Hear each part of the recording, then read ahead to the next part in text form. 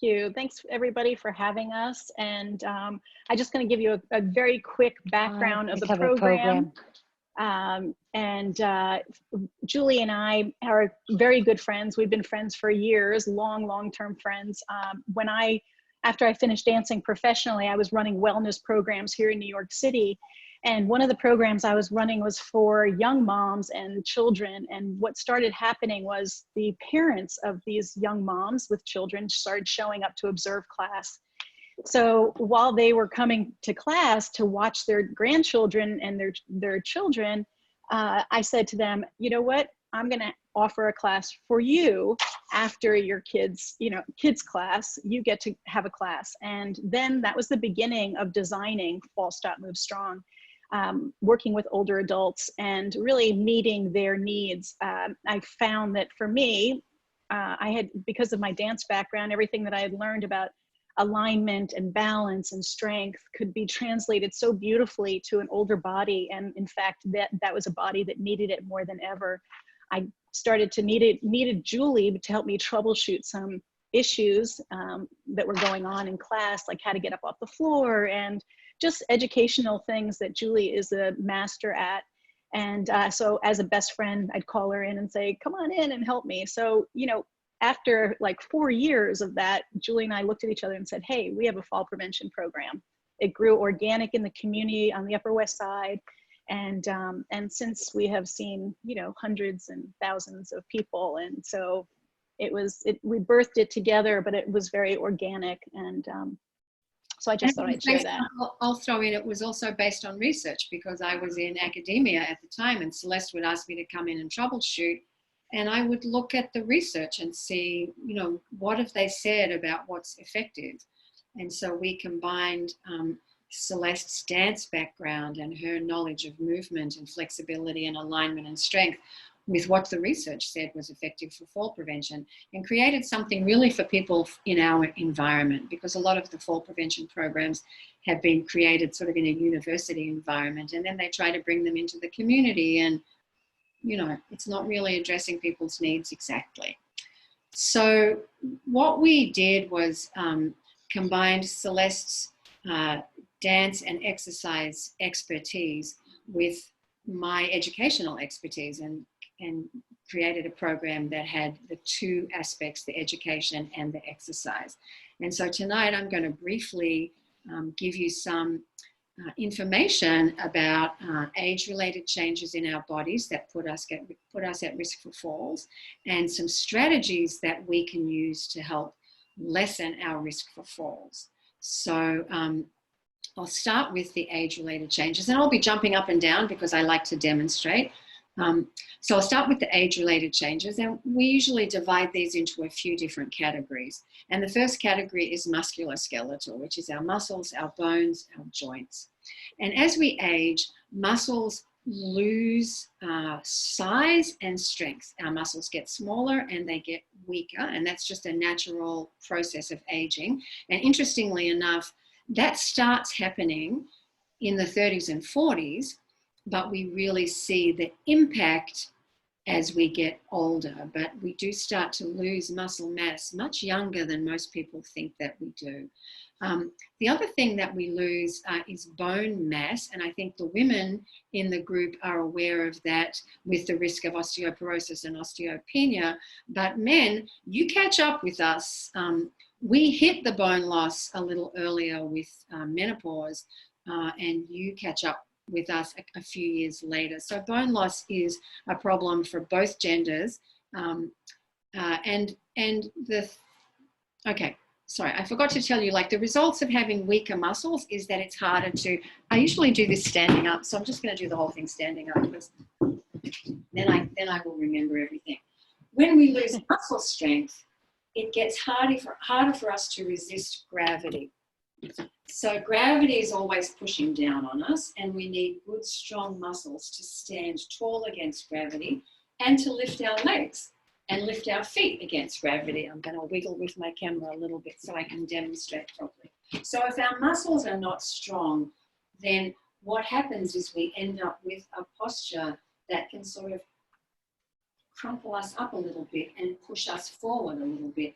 And the other thing that happens if our muscles are not strong is we don't necessarily lift our feet properly when we're walking. I can't seem to get it to show my feet. I did practice this before to make sure you could see my feet. So when we're walking, if we don't lift our feet properly, we can trip because our feet catch on things on the floor. So it's really important that we have strong muscles so that we can resist gravity, stand upright, lift our feet, step over obstacles, and so on. Bone loss, the results of bone loss can be that if the bone loss is severe, it can change the shape of your spine, which can lead to that much more hunched over posture that you sometimes see. And it also, if you do fall, you're more likely to have a fracture because your bones are less strong. And then the third musculoskeletal, and there is hope. This is just all the bad news first. The third musculoskeletal problem is joints. And as we age, the collagen, which is the elasticy material in our bodies, I don't know if any of you have sort of become aware of, we have collagen in our skin and in our joints, maybe things starting to sort of go south a little bit as things get a little bit less elastic. And the effect on us with falling is our joints get a little stiffer. And if our joints are stiffer, it's harder for us to make a good shape with our feet when we walk. If we've got stiff ankles, we may not be able to lift our toes properly when we're walking. And so we may shuffle more and trip on things, or if we do trip, we won't have the flexibility in our ankles to catch ourselves. So what do we do about that? What are the strategies for musculoskeletal? And here it is. It's exercise, exercise, exercise. The research has shown for years and years and years that if we do strengthening, our muscles either maintain or build their size and their strength. The stronger we are, the better we're able to resist gravity and stay upright. If we have stronger muscles, then we have a better scaffold around our bones so that if we do have a fall, fractures are less likely. And there's an expression, motion is lotion. And the more we move, the more we lubricate those stiff joints that have started to dry up with age. And you'll see in the exercises that Celeste gives you and in the DVD, if you see the DVD, when she does the exercises and she has you change position, that there's a lot of work on flexibility in the ankles. And she does specific ankle exercises, but also in the strengthening and alignment exercises, we're working on that flexibility all the time. So the net result of the musculoskeletal age-related changes is this posture that I was talking about before. It gets harder to resist gravity. And if you're walking in the street or in the mall or anywhere and you trip or someone bumps into you, if you're already like this, as Celeste says, you're like halfway down already. And if I'm forward like this and someone knocks me, I lose my balance. Whereas if I'm straight up like this and someone knocks me, I can catch myself. So that's why we want to make sure that the muscles are strong and the body is aligned. And that's what the program really works on, is getting that alignment in your core or in your trunk and in your joints. So there are a couple of other age-related changes that put us at risk for falls. One of them is cardiovascular. Many people have high blood pressure. And if you're taking medication for high blood pressure, it can sometimes lower your blood pressure a little much in one circumstance. And that's if you've been in the same position for a long time. And does anyone get up in the night to go to the bathroom? Am I the only one? Oh no, there are a few of us. So you've been lying down and then you wake up and you have to go to the bathroom and you sit up. And when you're lying down, your heart doesn't have to work as hard to get blood to your head because they're both on the same level. When you sit up, now your head is much higher than your heart, and your heart has to work harder to get blood there. And what often happens is people get up in the night and they're 3 or 4 steps from the bed before their brain says, wait a minute, not enough blood, have to get myself lower than my heart, and down they go in a little faint or something. A lot of people fall on the way to the bathroom at night. Same thing that happens if you've been at the movies or sitting watching TV for a long time, or you've gone out for dinner. You're in the same position, and then when you stand up, your heart has to work so much harder to get your blood pumping for that change of position. So exercise helps with that, and we did have someone in our class, didn't we, Celeste, who actually went off her blood pressure medication after she was in class for about a year, not by herself, under the instruction of her doctor. But she got so much fitter that her blood pressure went down. But also there's a strategy for if you do wake up in the middle of the night and you want to do something that Julie and I have designed, which is called pump the gas, which is sitting up before you go to get up and go to the bathroom, sit up at the edge of your bed and just pump your feet. I call it pumping the gas, like Julie's doing. Just sit at the edge of the bed and pump. And I say like 10 times. On the gas. Right. So it's called pumping the gas. And it's a great strategy. So many people have, called me back and said, oh my God, that has really saved me, because you can really have a bad fall. And if you think that you don't have time because you're in a rush to get to the bathroom, it literally takes a second to do that a few times. And if you fall on the way to the bathroom, you're not going to make it to the bathroom in time. So better to have your blood pressure equalized. And pump the gas. I don't know about any of you, but if you get sort of stiff ankles from being in the same position at night, my ankles tend to be a bit stiff when I get up. It also is motion and lotion, so it lubricates those ankles. So it does two things. Gets your ankles ready for walking to the bathroom, and it gets your heart rate up. And the same if you're at dinner with friends, just before you get up, pump the gas before you stand up from your chair. There's a few other, we don't have a lot of time, so I'm going to skip a couple because I think there are things that are really more relevant to talk about. And so the last two things I'm going to talk about is our cognition, or our thinking, that changes as we get older, and then some other strategies that we can use in our environments to help us stay safe. So cognitively, we get wiser, but it gets harder for us to walk and chew gum at the same time. I don't know if any of you have noticed that, but multitasking, they've done some great studies that older adults and younger adults can balance equally well on a balance board. But when they give them a math problem to solve, the younger adults can solve the math problem and balance. The older adults lose their balance while they're solving the math problem, which sort of tells us that we're devoting some of our attention to keeping our balance as we get older. And exercise helps every organ in the body. I think it helps the brain as well. But we've got some strategies that we think are really helpful, just to stop and wait and think about where you are. In New York City, well, not right now, but in normal times, we're always looking for our Metro cards in our handbags as we're walking down the subway steps. No, get your Metro card out at the top of the steps or at the bottom of the steps. Don't be doing two things at once.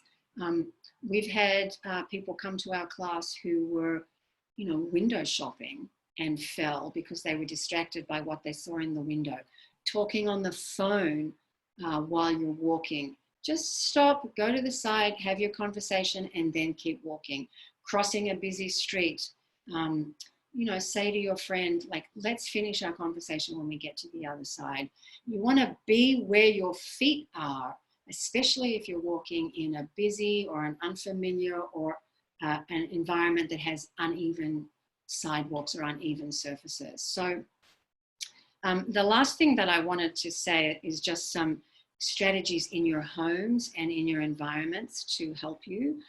Make sure that you have a clear path to get from room to room. No magazines on the floors, no wires trailing. And I don't know about you, but now since I've been doing everything by computer at home, we have a lot of wires, and it's definitely not as safe as it was before when I wasn't moving my computer around as much.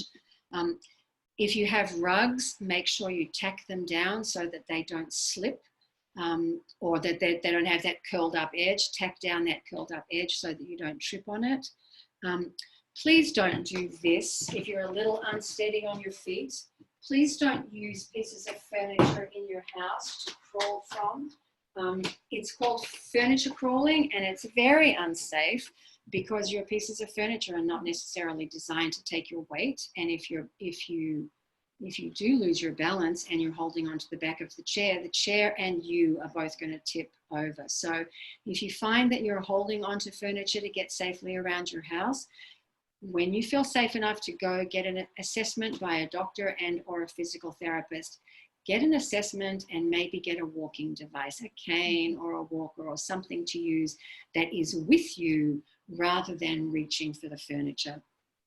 Two last things I'll say.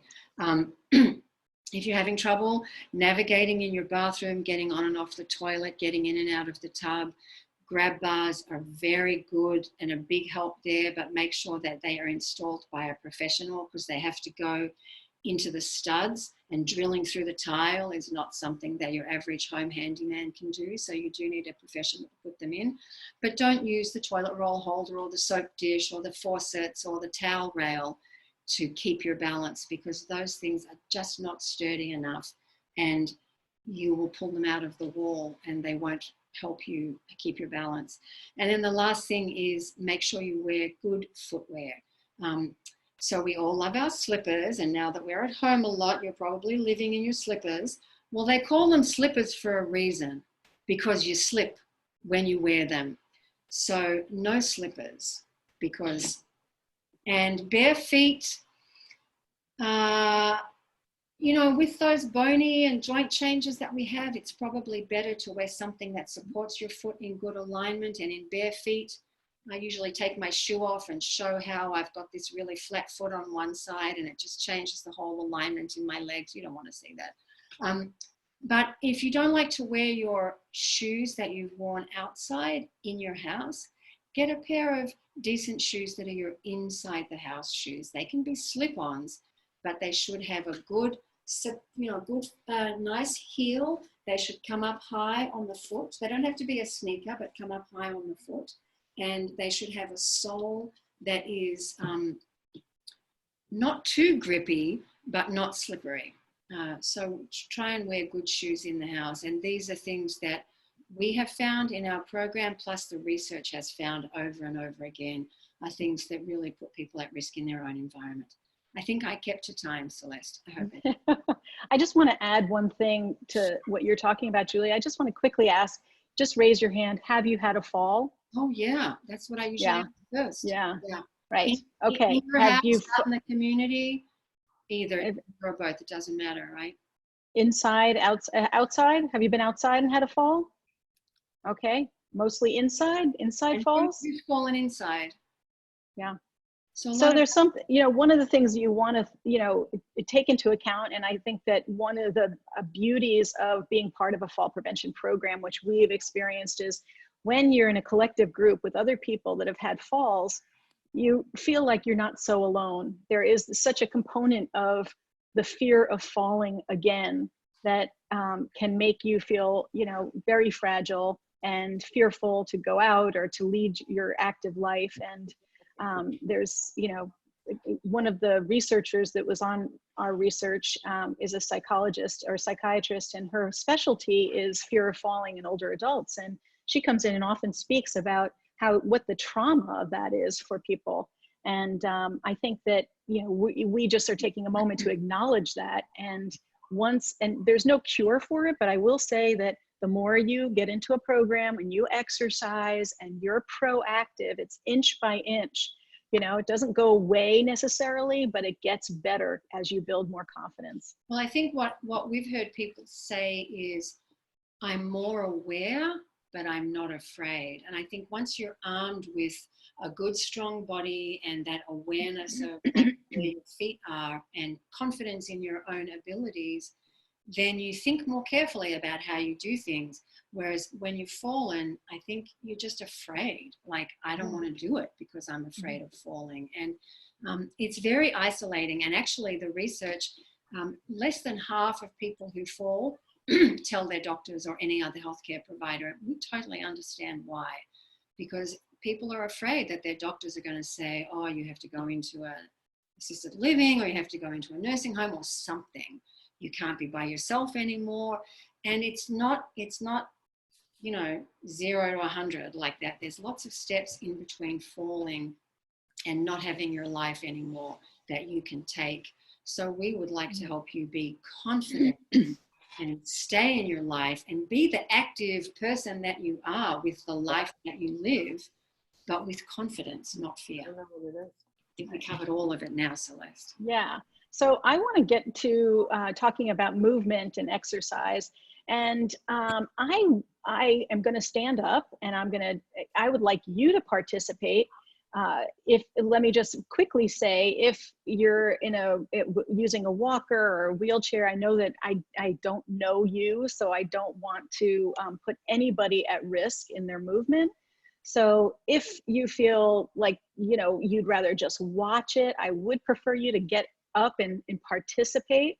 But if you feel like you need to just, you know, it's better for you today to watch. I want you to think safety first, always. I would also request if you, I don't know if everybody knows how to do this, but if you go up to speaker view in the top right corner, if you click on that, then you're going to see me in the bigger picture, which is what I would like for you to be able to do, because then you can see my whole body as I'm demonstrating it. Is that working for you? You can just give me a thumbs up if that works. If it doesn't, don't worry, but I want you to be able to see me. If you're standing up and exercising, I want you to be able to see me. Okay, so let's all stand up and just take a second to adjust ourselves. And I will try to. But then you're going to do it. Okay, is everybody muted? Yeah, video's off. The video.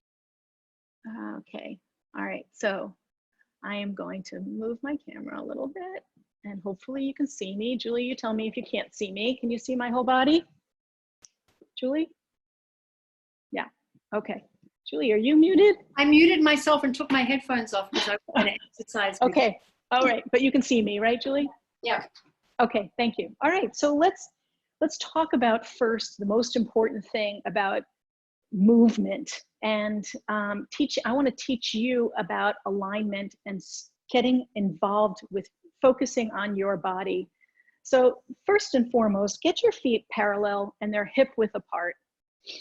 And I just want you to take a second, put your hands on your belly and take a deep breath in. Inhale and exhale. And inhale and exhale. Good. And just bring your arms down to your side, and I want you to wiggle your toes in your shoes. And if you have neuropathy and numbness in your feet, it might be difficult, but I'm trying to get you to feel a little action in your feet just as you're standing there. Now stand and take your arms over your head with a deep breath in, and take your arms out to the side and stretch and circle the hands out. So as you're standing there, you might not be used to standing up straight, but I want you to take a moment, pull your abdominals in, your shoulders are down, your neck is long, those legs underneath you are really strong. Good. That's it. Now reverse the circle. And you're still breathing and you're still just feeling, what is it like to stand up straight and to use my abdominals? Good. And all right, let's just. Your knees if your knees are locked. Yeah, you can unlock your knees. So open up your feet wide. And depending on if you have knee problems, you might have trouble, but we want to lunge to the right. And then we're going to lunge to the left. And we're going to lunge to the right. So we're creasing in that ankle, but we're also bending that knee. This is an important exercise because we are shifting our weight and learning to recover, right? We are balancing, right? We're working on our balance at the same time lubricating your joints, just like what Julie was talking about. Yes, really creasing in that ankle and leg. And reach it up. Exhale, reach it up. Exhale, reach it up. And exhale, reach it up. Good. Let's just roll our shoulders back. Roll back, and roll back. So I want to turn our feet out slightly. And I should have asked you at the beginning, does anybody have bad knees? I'm assuming that some of you do. We're going to bend our knees, but first I want you to think, This is an area, this is our power area, our thighs, our buttocks, our pelvic area. We need this whole area to be as strong as possible to stabilize us, right? So this is an exercise where we push our knees out to the side and come up. And you can be holding onto a chair, actually, if you're feeling a little unsteady. I want you to do what is safest for you, since we don't know each other. If we were, you know, if I was in class with you, I would get to know your issues, but right now, just safety is first. And we're really pressing those thighs out to the side. Now stay there and hold it. Hold it, hold it, hold it. Now you just stay there, and I'm gonna come and look at you for a second. And I want you to just breathe in that position, full breaths, inhaling and exhaling, good. Feel that work in those thighs? Yes, and come up, beautiful. Okay, so now our feet are parallel. And I want, actually, I'm gonna have you grab a chair because I just want to make sure that everybody is safe. So I want you to hold on to a chair. And we are going to, does everybody have a chair? We're gonna march in place, okay? This is a very simple exercise, right? We're marching. You can hold on to the chair just for safety. There's a lot to think about. This is a great exercise for reducing your risk for falls. It really builds strength in your thighs because you pick them up. It builds strength in your core. It builds strength in your alignment. It's cardiovascularly working, right? You can feel the breath. It takes a little bit of energy, right? And lifting up and hold that chair. Keep going, yes. Nice coordination too, right? We want to work on our coordination as we move and we're breathing, always thinking about our breath. Good, chin is up, and chin is up. So your chair is right there. I want to show you another exercise. It's called using your stop muscles, okay?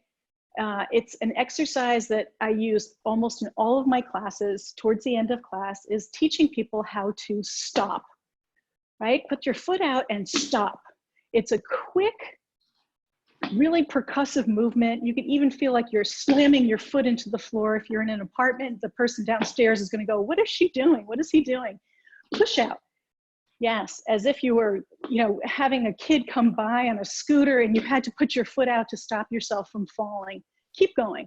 So you really want to really practice lunging forward and stopping. This is such an effective exercise that you can do on your own every day. Really stop. You can see how it requires balance. It requires reflexes, solid reflexes. Good. And nice work, everybody. Yes, and out. Keep breathing and release it. Good. So we're holding onto a chair. And this is a balancing exercise also, where we lunge forward, then we lunge side, we lunge back, we lunge side. Lunge forward as if someone gave you a push and you stopped it. Lunge side, someone gave you a push and you stopped it. Someone gave you a push and you stopped it. And go out. Yeah, so it's a real strong lunge forward and lunge back. I've had people say to me, oh my God, I was on the bus and somebody hit me with their backpack, and I put my foot out and I stopped myself from falling over. And out, and out, and out. Let's just do the other side, because if you don't, you'll wake up in the middle of the night and say, I don't feel right. I didn't do the other side. So stand up straight. Pull the abs in, feel that connection to your core, to your center. Yes, you want to make sure that head's not going anywhere near forward like that. Work on that posture. And we go forward with the left leg, side with the left leg, back with the left leg, and side. Good. All the way forward and side and back and side. Reach it front, all the way out and side and back, oops, sorry, and together. All right, so stand behind your chair. Get your feet good and parallel, solid parallel position. I'm just gonna move my chair. There are your feet, there are your knees, there are your hips, there are your shoulders. Everything is stacked up. Good. And we're going to go up on our toes and come down. So how important is that to really have your feet and your ankles and your calves strong underneath you? Go up, up, up, and down. So we have this handout, which is the 6 daily must-dos, and I'll get it to Judy so she can send it to you. They're just 6 very strategic, simple exercises to do to reduce your risk for falls, and I think it's really effective. And up we go. Stay up there. Yeah, feel those ankles working? And come down. Good. I'm going to have us open up our legs really wide. I'm just going to move my chair for a minute so you see the position. In fact, I don't need a chair, but you may need to hold on to a chair. We're going to lunge and reach across and reach across and reach for something and recover and reach for something and recover. So the research shows that when there's such a high risk, excuse me, such a high risk for falls, when people go to reach and they can't recover, right? So this is a strategic exercise where you're reaching and recovering and reaching and recovering. Good job. Yeah. So let's just march again. Hold on to your chair if you need it. Simple march. Simple march. Keep going. Up. Go ahead. Stand up tall and up. Good. And up. Nice work. Good. And up. See those abdominals? Can you use them a little bit more? See how that makes you help feel more steady and secure when you're using them? Good. And release it. Okay. So the next thing I'm going to talk about, and in fact, you can sit down for a second because I'm going to have you get up again, but I want to demonstrate something. I want to talk about gait. So I think that this is one of the most valuable things that I teach in the program, is that really giving you some tools of what to think about when you're walking. So the first thing is your posture. So before you set out your door to go for a walk down the street, or even in your own home, take a second and organize your body. Pull in your abdominals, stand up straight, right? You want to be conscious of how you're moving. I want you to connect your brain to your body, right? You don't want to just open the door and just go plowing forward. I want to give you some things to anchor and think about. So the first thing is standing up straight. The second thing is walking heel toe, just what Julie was demonstrating, where there's this beautiful articulation in the feet as you're walking, right? But the third and probably the most important part is engaging your thigh muscles as you are walking, right? So we could be walking heel toe, but we're walking from our knees down. I want you to walk with your whole leg. It almost looks like I'm marching, but I'm not. In fact, they're like bicycle wheels underneath me. I'm keeping my posture, I'm focused, and I'm moving my legs like bicycle wheels, heel toe, picking up my thighs as I walk. Now, if you are using your abdominals, your whole body is upright. Most people say to me, well, Celeste, I need to see what's underneath. I need to see what's, on the floor. I say, you keep yourself upright and scan in front of you. Okay, so if you have room in your house, let's just stand up for a second and we're going to do this together, and I'm just going to talk you through it. Normally I would get a chance to watch each individual and make corrections, but we have a chance here to do it as an ensemble, right? So let's just first and foremost just stand up all together. Yep, stand up, pull your abdominals in, and you're gonna pick a space for you to walk. Maybe it's in a circle. So, everybody has different, spaces. So just walk in a circle or walk around your house. As long as you can hear me, I want you to feel your heels, your feet going heel toe, heel toe, heel toe, heel toe. So, and now use your thighs to pick your feet up. Yes, so you're using those thighs.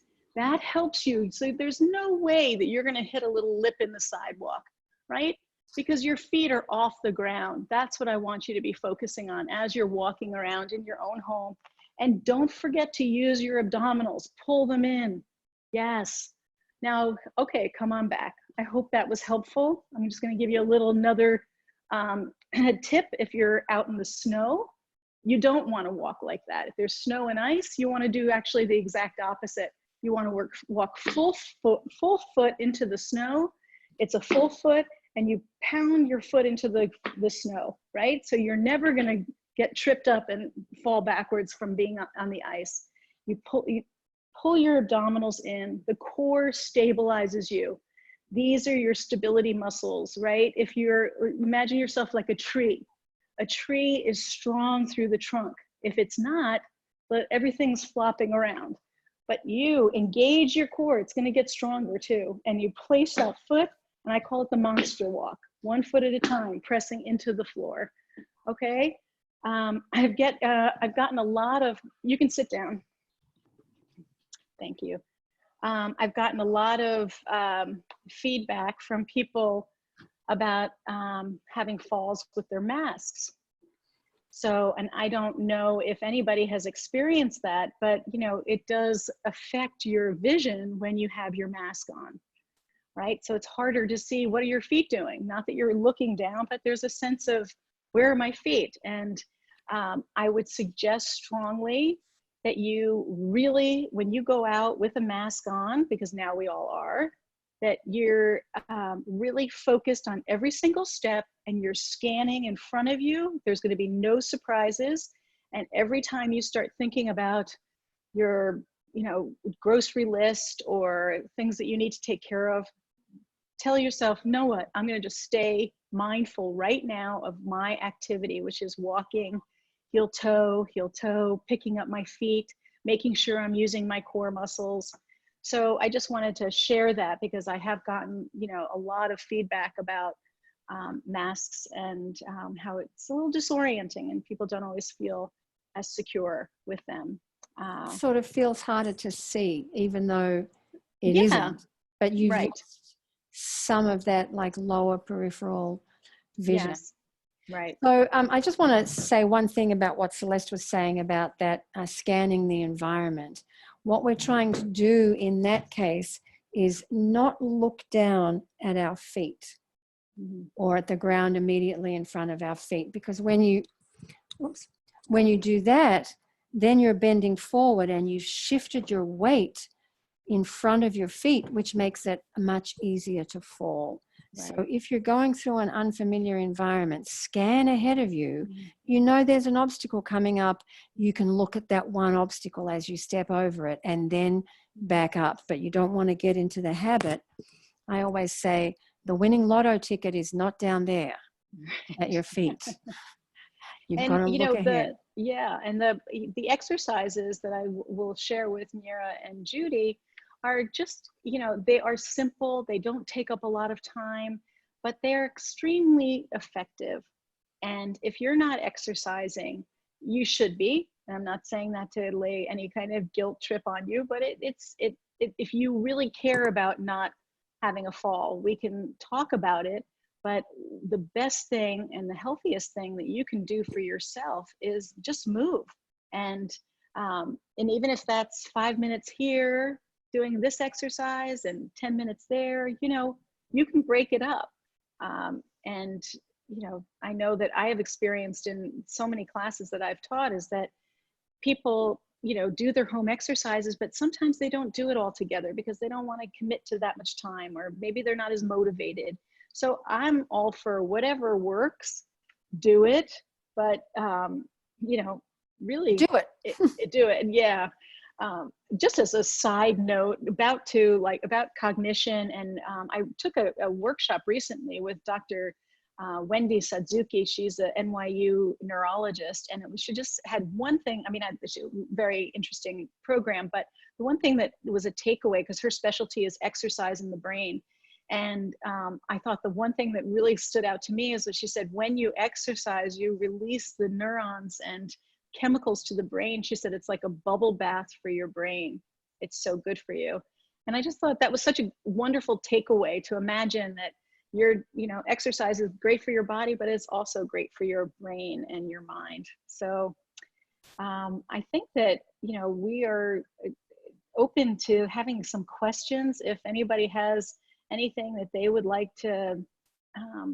What I'm going to say, first of all, this was excellent. And I know I looked your website up and I saw that you do it at the JCC in Manhattan. You have regular classes there. Do you have anything in Westchester if people are interested in pursuing something like this?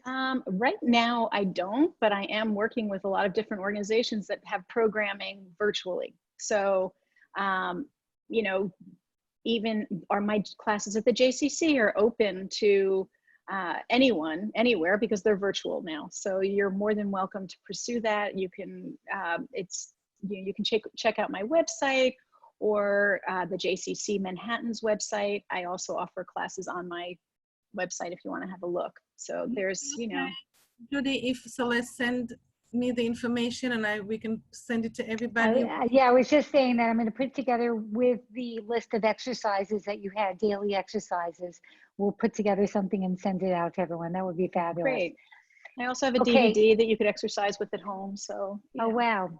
Okay, I'm going to unmute everybody. Or you know what, actually, yeah, let me unmute everyone because I'm not sure. Hold on one second. Or maybe people could raise their hands. So you know what? Yeah, why don't you raise your hand if you want to speak? And that would be the best way to, hold on, let me get into gallery. Okay, if you would like to talk, raise your hand and then I'll unmute you. Okay, Eleanor, I'm going to go to you first. 1 second. I'm not able to unmute you. It's not letting me. Maybe she's muted herself. Eleanor, can you unmute yourself on your screen? Are you able to do that? You know what, let me just try unmuting everyone, see if that will, no, Eleanor, you're still muted. Let her let her message the question. Okay, yeah, Eleanor, what you could do is you can send a message on the side with your question. In the meantime, Maxine, you had a question and you're also muted. Can you unmute yourself, Maxine? How do we unmute? Oh, here it is. I'm not muted. Now I'm muted. Okay. Can you? So what I'm going to do is I'm going to mute everyone again, and just Eleanor, you'll unmute yourself. I saw you could do it just so we don't hear background noise. Unmuted myself. Can you hear me? Oh, Yeah. there's Eleanor, yes, I can hear you. Yes. There were 4 exercises. I hate to ask this, but of course my memory is not worth very much. I remember the one moving forward to the side and back, and I remember lifting up your thighs when you walk. But there were 2 others, and I don't remember what they were. There was the lunging side to side, which is going to be one of the 6 daily must-dos that I'm going to send you. That's one of them. You're going to send Yeah, I will send it. So, The other one that isn't on the 6 daily must-do handout is working the stop muscles. That's something you can do in your kitchen, just holding onto your kitchen counter and just practice stopping quickly, putting your foot out and lunging forward and think stop and tell yourself stop, because it is actually working on your reflexes, the muscle memory, so that when you have to stop quickly, I mean, people say to me all the time, oh my God, Celeste, I almost fell, but I didn't because I put my foot out and I just stopped quickly. It's not something you're going to think about, as you know, if you've had a fall, it happens like that, right? So it's something that your muscle memory will kick in. Okay, Eleanor, is that Okay. helpful? Okay. Wait a second, Maxine, you were next. Thank you. When lifting our legs up high to walk, I really felt like I was losing my balance. Right. So you can see that you probably have balance issues, right? Yeah. Yeah. Okay. So maybe you don't lift it as high, but you really practice that and hold on to your abdominals. One of the things that you want to think about, and I'll just quickly demonstrate, when you walk and you're lifting your feet up, you want to make sure that there's space, because a lot of times people walk and they walk very close together. It's like walking on a tightrope. Uh-huh. Make sure that you always have space between your feet, so you always have a leg to stand on, and you're walking very solid, right? Maybe for you can't pick up your foot as much as maybe I can right now. Uh-huh. But if you practice that, you're going to build the strength. to Good. get that. Okay. And I can add something, Maxine. If you can't lift them that high, make sure you strike with your heel first. So at least you're lifting your toes. Right. Because if there's a height difference of as little as 1/4 of an inch in the surface that you're walking on, that's enough to trip you if you don't lift your toes. So Right. if you can't lift your whole leg so much, strike with your heel and lift your toes. Thank you. Welcome. Willa? Yes, I was diagnosed about 3 years ago with Parkinson's, and I was always falling down a lot. And now I don't fall down too badly because I walk from one leg to the other. What does that mean? What do you? Found works for me. I just go, I sort of squat a little and I go right, left. As you're walking. Yeah. Yes.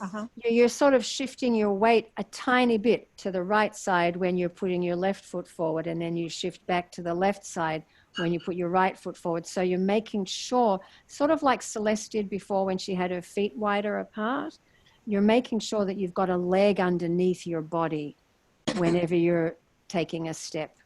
Because otherwise I should walk with a walker, and I have a house full of walkers, but they're not helpful. Why?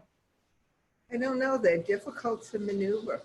Hard to maneuver. Maybe one of those light ones. They're really nice, little, more compact ones that I've seen a lot of people working with that find that I would it's also very...